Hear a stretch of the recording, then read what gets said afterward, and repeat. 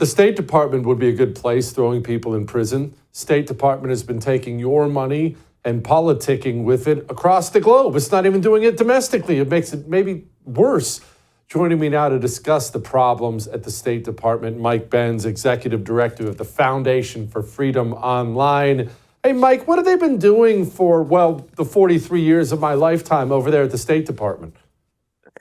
Well, they've been managing the American world empire. The State Department really is at the top of the pyramid of power in the U.S. government. It is where all world affairs are effectively managed. Now, it's supposed to be done so in conjunction with the White House through the National Security Council, but it often has a mind of its own. And this is exactly what's driving the massive reorganization that was just announced at the State Department. And I should note that Secretary Rubio, as well as Undersecretary of State for Public Diplomacy, Darren Beattie, deserve a massive round of applause and thank you from the American people, in my view, for the actions taken last week to eradicate the remnant of the Global Engagement Center, which was really the first ever government censorship agency within the U.S. government, explicitly designed to censor social media. It had tucked itself away after its legal statutory sunset in a group called RFEME, which is R just means public diplomacy. FEME is the foreign influence, malign influence. And what they did is, since they knew that there was no way to fire these people, there were about 50 full-time positions. There was no way to fire these people without triggering a giant union fight and legal challenges. They simply eradicated the entire office, as corporations do sometimes to avoid lawsuits. They simply get rid of the role entirely. And that has allowed a really seamless transition back to a free speech focus, although there are several other offices involved, and that is part of what this reorganization is about. There are 132 sub-agencies within the State Department that are now being eliminated per this new reorganization. And these include things like the countering extremism capacity, which was, of course, used to target every populist leader on planet Earth. These include these human rights offices, which are almost always an excuse to try to string up people on charges and create predicates, whether real or often false, in order to create a propaganda swing for an international coalition to come in and bring in things like transitional justice and these rule of law programs to legally target political enemies. Now, what Secretary Rubio is saying is that that capacity will remain, but it will be run out of the U.S. embassies rather than centrally at Foggy Bottom at the Harry S. Truman building, which is State Department HQ. Now, and I have my own thoughts about the nature of this reorg. I think that Secretary Rubio is absolutely correct. When you look at the org chart of the State Department, it's like looking at something between a Rubik's Cube, Egyptian hieroglyphics, and an Enron accounting sheet balance.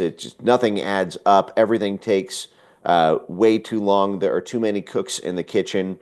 Secretary Rubio cited that for the decision memos that he gets, there are often 6 or 7 people within just one of the dozens of org charts who need to approve, which means that everything is like, it requires the consensus building means everything's done business as usual because so many people need to sign off on it. No one wants to step out and do something unusual, and so we just do the same sort of usual democracy promotion blobcraft, and it's packed with these dense terms in order to make it palatable. Oftentimes that means you're sort of subtly lying to the Secretary of State about what you're really doing, or wordsmithing in order to get approval to do deceptive things. And so that is being lasered out, and by structuring it as a reorg, it allows the firing of thousands of people who otherwise would be able to sue you in court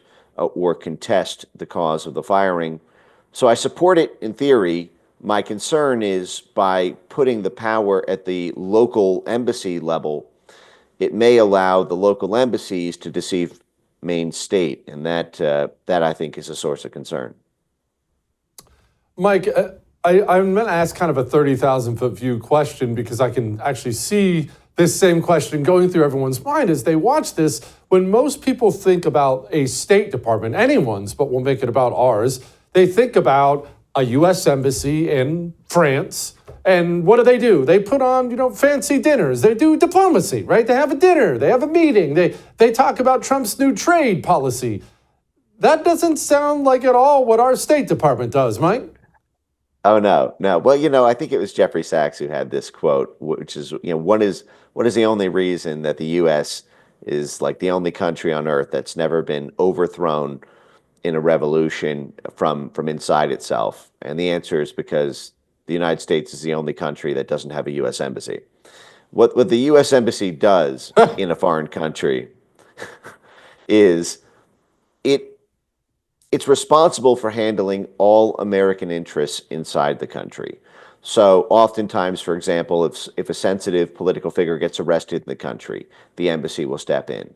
Or if there are, as you mentioned, trade relations or some law impacting U.S. interests, the State Department will send a delegation. But the other thing the State Department does, its embassy in a country, is it works with the political groups.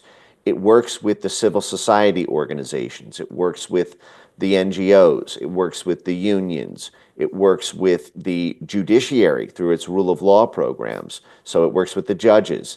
It works with the parliamentarians, in addition to working with the president. So because the State Department has tentacles into every aspect of that country's life, it can manipulate every aspect of that country's life in order to turn that country's institutions against its government. And this is the main stock in trade.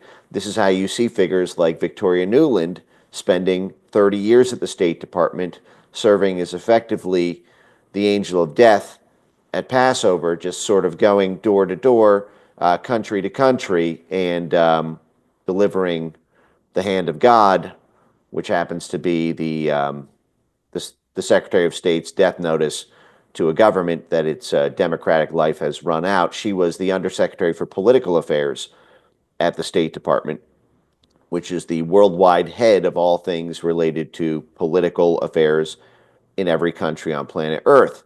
And political affairs, as you can imagine, is something that touches every single one of these things. It's if we don't like that country's politics, we can simply whip up the political affairs office, as well as the democracy, human rights, and labor office, as well as whatever regional office the State Department is, to create this surround sound in that country's media, to create the surround sound in that country's thought leadership through its universities, its legal scholars, its judges, its parliamentarians, its business leaders, until the whole country looks like, and this is the thing, is people who live in these countries don't very rarely see it coming, or if they do see it coming, they simply can't outmuscle the State Department's budget, which is of course supplemented at all times by USAID, the NGO complex, and often gets top-up funding from the U.S. military through its civil military branch, which concerns civil affairs. So it really is an orchestra conductor of all things regime change. And my concern with the reorganization, as it's been articulated, and I'm sure more details will be forthcoming, is I've seen these regional branches deceive Maine State in D.C. With my own eyes. I don't like the idea of them getting more power, because I could see a small enclave at the embassy, if it's given more power, simply hiding what it's doing or misreporting what it's doing to the Maine State Department, and thereby undermining the purpose of the whole reorganization. But we'll see how it's actually structured. I am excited about the direction things are taking. Okay, can you lay that out for me, Mike? Because you've touched on that already a couple times about how these people at the State Department will just do whatever they want instead of what the president wants, or even maybe what the Secretary of State wants, or even what the ambassador in that particular embassy wants. How does that work? I guess I'm used to the civilian world. My only government job was the Marine Corps. You don't get to do whatever you want. Doesn't the boss watch? What? Well, as you can imagine, probably that if you can simply look at the physiognomy of the average diplomat or State Department employee, they're not exactly built for cage fights. But one thing they are built for is clever deception.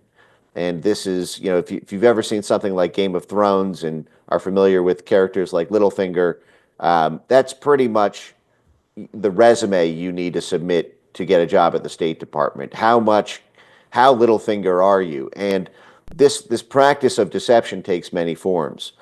First of all, someone living in Foggy Bottom, D.C., does not have direct boots on the ground in a local country, whether that be Colombia, Peru, Ecuador, Ukraine, Bangladesh, name any country on the map, and they are reliant on the State Department to report back to them what is going on, the local embassy to report back to them what is going on, what happened in the conversations, whether or not the actual field evidence to support what the local embassy wants to do comes from the local NGOs working with that embassy. So they can engineer evidence.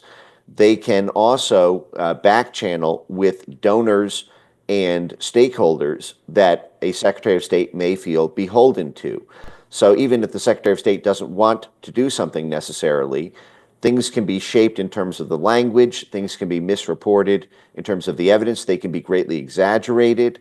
The local embassy can come in not just with the delegation that it sends to the foreign country, but it can come in effectively with a delegation of supporting congressmen or supporting donors or supporting folks who can put pressure on the Secretary of State to do something they don't really want to do. And in conjunction with being deceived about what the thing really entails, they end up greenlighting in a decision memo something that if they had a clean conscience or if it was presented to them honestly, they would not, or they weren't under a tremendous amount of pressure at the coalition level, they would not do. And you see this, everyone in the local embassies knows this, and the great game is to get approval for things that you shouldn't be doing, and this is what allows the long leash for the pit bull to essentially escape into low Earth orbit and eat everything, not just around the lawn, but even things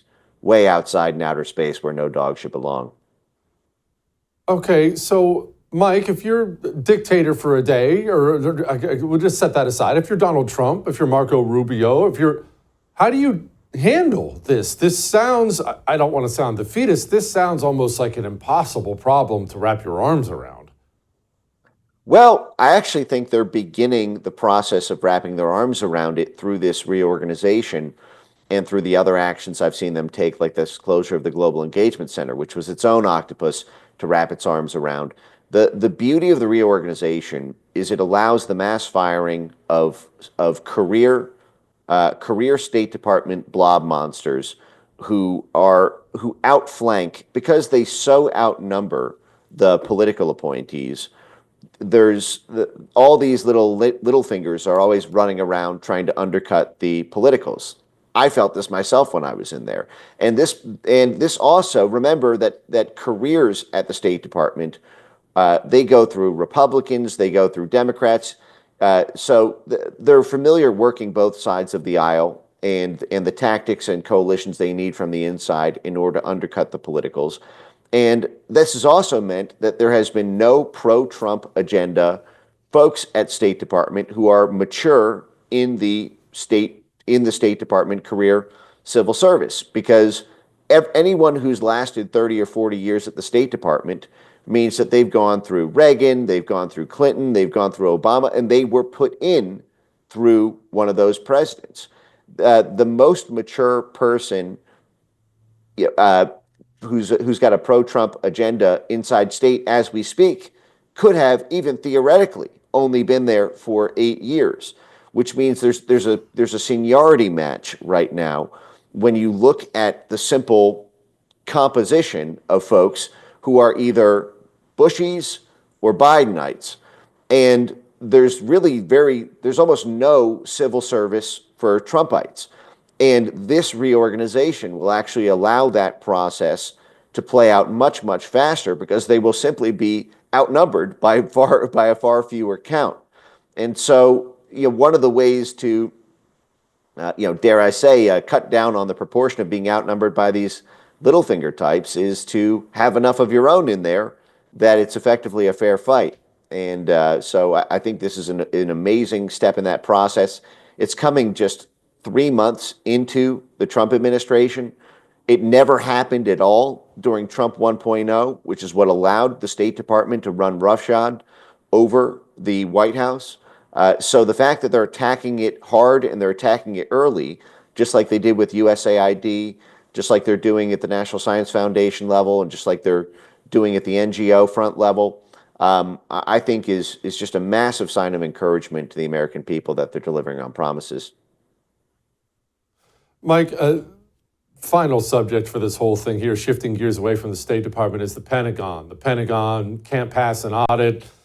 Trump is out there talking about giving them $1 trillion budget, but this is a corrupt criminal organization that is obviously swindling money and sending it somewhere, right? Yeah.